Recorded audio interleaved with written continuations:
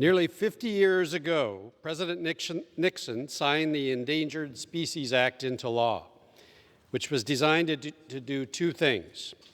Number one, prevent species from going extinct, and number two, promote their recovery back to health and healthy populations. Since then, hundreds of plants and animals have joined the endangered or threatened species list, spurring conservation and recovery efforts at all levels of government. While this landmark species protection law is well-intentioned and has accomplished many good things, it has become an endless source of conflict, and unfortunately, many rightly consider it a dismal failure. The Endangered Species Act hasn't seen meaningful reform since 1973. And since then, less than 3% of species have recovered and been delisted. The Congressional Western Caucus has long advocated for improvements to modernize the ESA and make it more effective for our species and more transparent for the American people.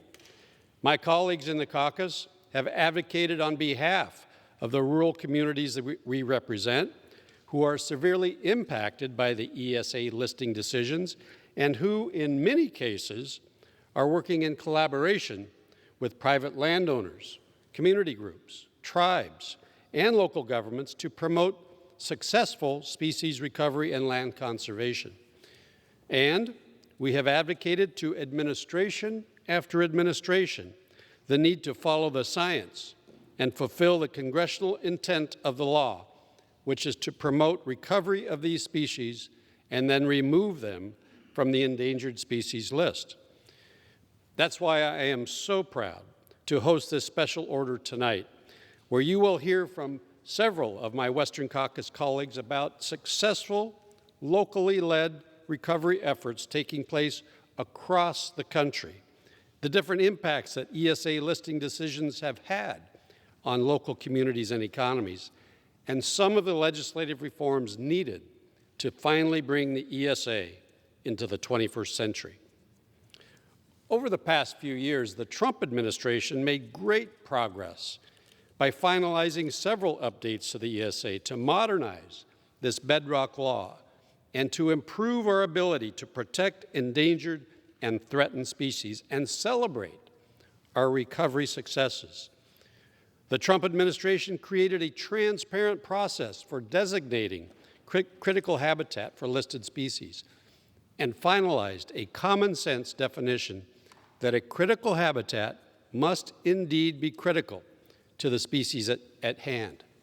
Who would have thought? They streamlined and modernized the process for consultation between government agencies to determine the scope of listing impacts, including requiring the consideration of the economic impacts a listing could have on local economies.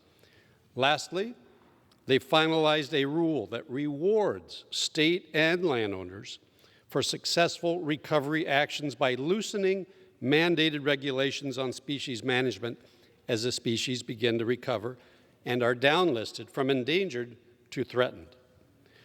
Unfortunately, earlier this month, the Biden administration announced plans to rescind or reverse these improvements. This is exactly the wrong direction we should be heading, Madam Speaker.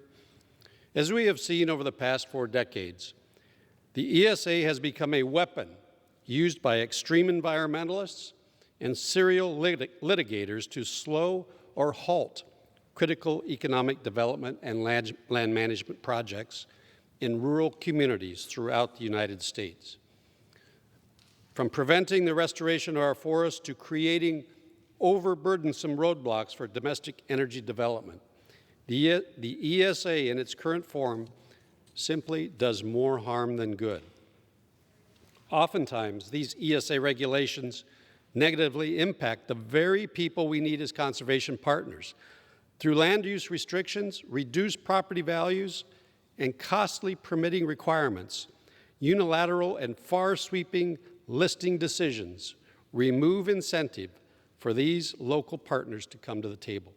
In effect, it makes enemies out of the people who are most critical to our efforts, instead of treating these species like the assets they are to our local lands. We must empower our local, state, and tribal partners to collaborate on comprehensive recovery and conservation efforts. And we know this to be true. More stringent regulations will not lead to more successful species recovery. In rural America, we value the responsible management of plants, animals, and native species, but we have to do so in a way that doesn't destroy our economies, decimate our lands, or leave our communities vulnerable to natural disasters. We need flexible tools, not one-size-fits-all regulations from the federal government, to be successful in our shared goal of recovery of our nation's endangered and threatened species. Tonight, we are here to raise the voices of rural communities who are impacted by the ESA and to make our message heard. And with that,